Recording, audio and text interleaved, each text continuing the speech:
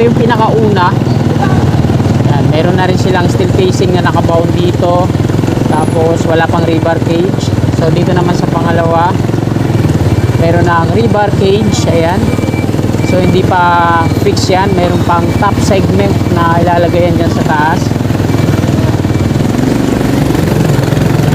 At nandito na yung board piling machine. I-drill na rin sila sa part na to. Ito yung pangatlo.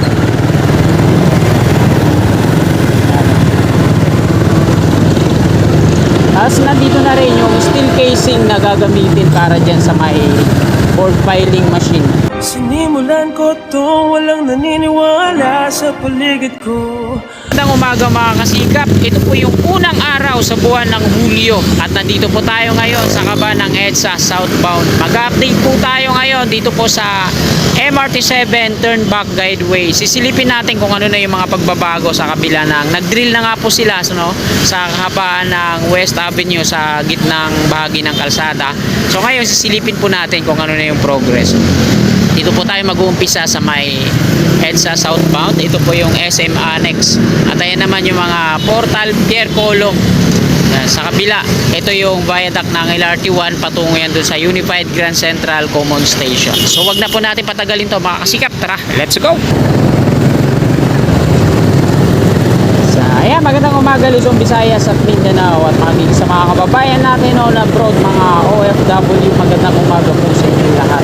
Araw po ngayon ng Lunes, ika-isa na po ng Hulyo, taong 2024 at ika-7 at 45 na po ng umaga. Ito po yung viaduct ng LRT1, MRT3. Ayan sa kabila. Ito naman yung LRT1 sa gitnang bahagi ng kalsada. At ito na, formado na yung rebar cage para sa footbridge na gagawin dito. Ayan sa tawid, SM North EDSA, may coping beam na. Dito naman, inform pa. So, ayun yung North EDSA station sa kabila. Dito tatawid, sa EDSA, yung MRT7 Turnback Guideway. At meron na nga po yan dyan, mga sasalubong dito sa hilera natin. So ito na mga kasikap yung latest na update dito sa West Avenue. Pansin natin dito na meron ng rebar cage na nakatirik dito sa unahan. Tapos meron pang dito. Ano ba tawag sa mga tube na to? Ito, yung mga nandito ngayon. Ito yung pinakauna. Yan, meron na rin silang steel casing na nakabound dito. Tapos wala pang rebar cage. So dito naman sa pangalawa, meron na ang rebar cage. Ayan. So hindi pa fix yan. Meron pang top segment na ilalagay yan dyan sa taas. At nandito na yung board piling machine. Didrill na rin sila sa part na to. Ito yung pangatlo.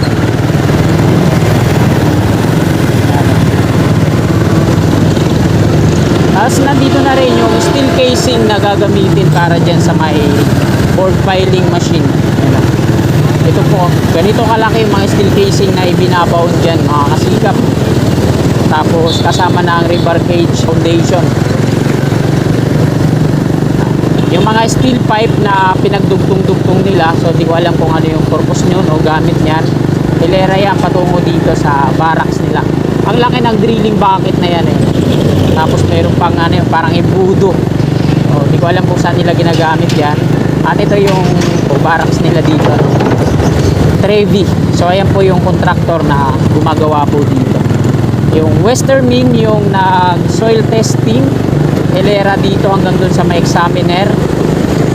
Tapos yung Agafer naman yung gumawa ng additional na isang lane. Ayos na yan. Meron na mga bricks na naka-install kabilaan. Tapos na ilipat na rin nila yung mga meron pa naman kahit pa paano, meron pa tayong makikita mga street lamp pole nandito sa kaliwa. So, hindi pa na-relocate at naililipat dun sa mismong sidewalk. Ang diretso po na itong West Avenue ay dun sa may Quezon Avenue, Pag kumanan kayo, patungo kayo ng Espanya. Tapos pag kumaliwa naman kayo, patungo kayo ng Quezon City Memorial Circle. Ayun po yung tumbok.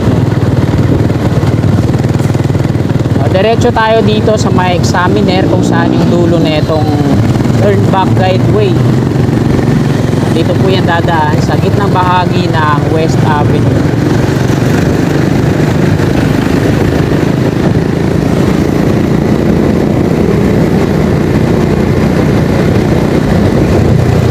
At dito na tayo mga kasikap sa may examiner dyan sa may intersection.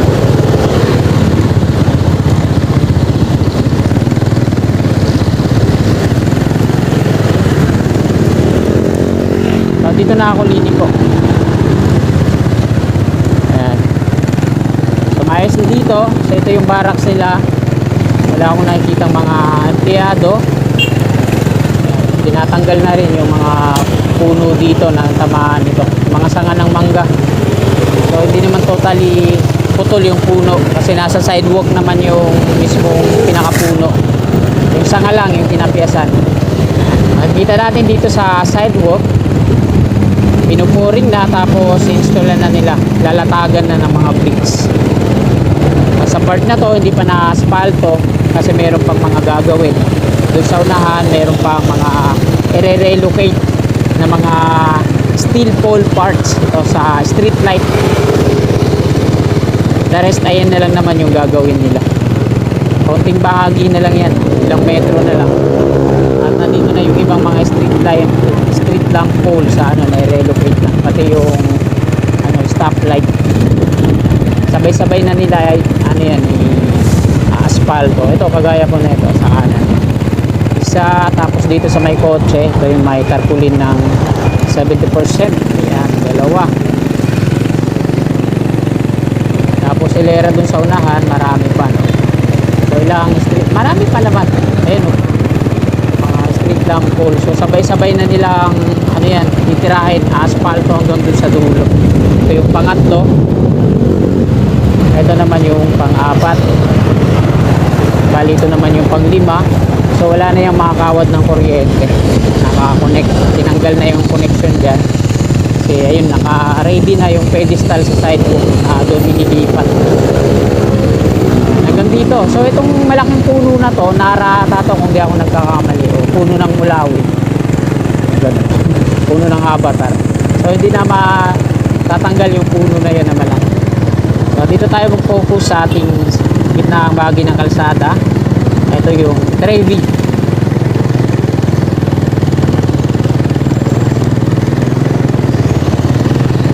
At medyo konti lang yung bahagi dito sa ano sa westbound. Palabas ng EDSA. Yung laking embudo na yan, yung ginagamit pag magsasali ng gasolina at langis, sabay ganun. Hindi po yan, parang gagamitin natin sa bentonite.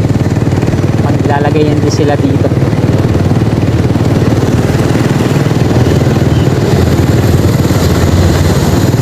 Yan, napakalaking steel casing na yan.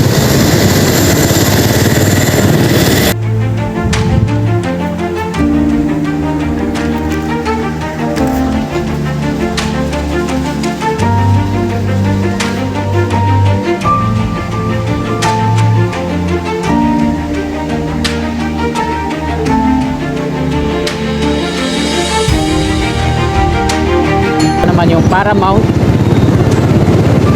North EDSA. So dito sa kanan kaliwa ayun yung sasalo naman sa kabila. So mahaba yung mga columns na gagawin dito. Ayan o, nagukay na sila dito ng napakalalim. At ayun yung sasalo, yung dalawa na doon na unang ginawa ng Trevi. Unified Grand Central Common Station na po tayo. Dami mga empleyado sa taas, naka-pink ng helmet. Di ba pag babae lang naka-pink ng helmet, lalaki yung nagsusuot baka binabae. Dito sa ilalim ng Unified Common Station, ito yung ginagawa. Meron silang tatlong bahagi dito na malalaki, napapaikutan ng rebar. At ito yung viaduct ng MRT3. Turn back guideway din yung sa harapan ng landmark patungo dito sa MRT3 station ang North Avenue.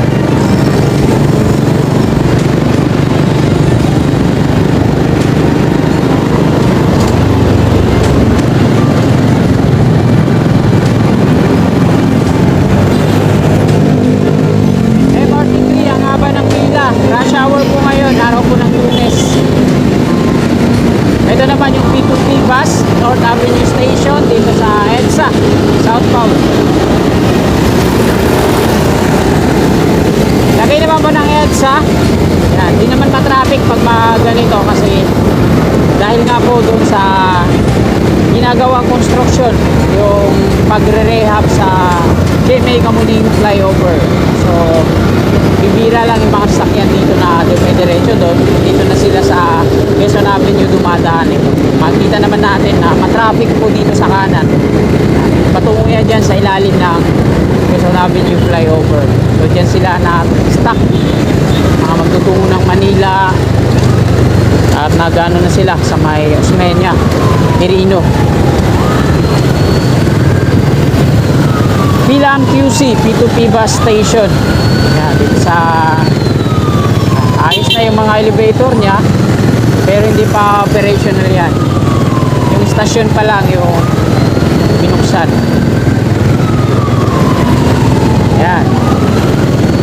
Ayan naman yung Avida Tower sa kaliwa. Ayan yung location ng Metro Manila Subway. Contract Package 102. Ayan po yung Quezon Avenue Station. At yung kasama niya, East Avenue Station sa may Luna. Nasa flyover na po tayo, Quezon Avenue. So ayun po, ang dami mga bentonite container tanks. Ayan, 2, 4, 6, 8, 10. So 10 yun, no? Kulay puti na yun sa tawid. Tapos marami silang mga heavy equipment dyan. Ayan, yung malaki na yan, yung core drilling rig, mga roller crane. Tapos wala, ay may nakita din ako dyan, ano, parang rotary drill. Yung parang baray na yung muso, yung ano na. Ayan, mapakita ko sa inyo kung gaano ka-traffic din sa baba. Ayan, wala nang galawan, galing Espanya po yan, patungo na Quezon City Memorial Circle. At nandito naman na tayo sa Quezon Avenue MRT3.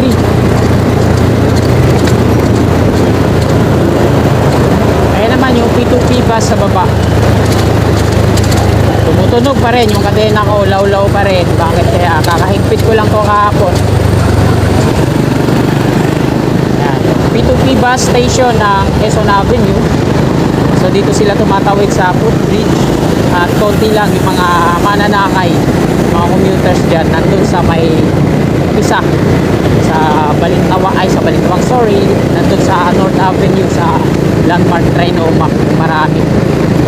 At nandun naipon din yung mga bus nila doon. Doon sa may pupuntahan natin sa ilalim na Quezon Avenue flyover. So dito lang sila sa kanan dumadaan.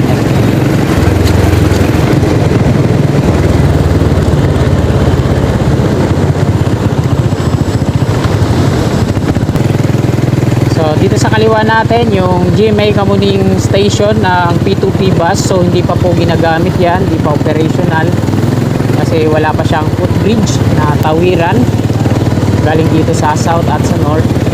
So yan, so madaling sabi hindi pa gumagana yan. Ito naman yung MRT3 GMA Kamuning Station.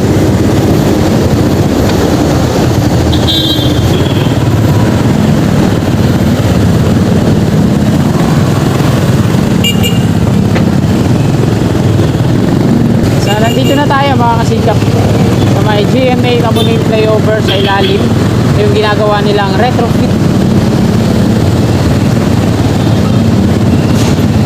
Kagaya din sa ginagawa doon sa Nagtahan flyover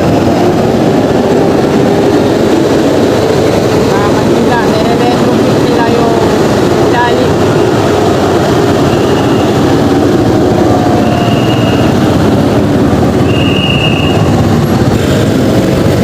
Ito po yung ilalim niyan mga kasika po. Dami mga catwalk platform na nakalatag. Tapos yung mga pier column niya na retrofit na po yan. Kung kaya makikita nyo naka round na siya. Bilog na. Yung dating square pinalibutan po ng mga ano yan, rebar, tapos sinakloban ng steel casing.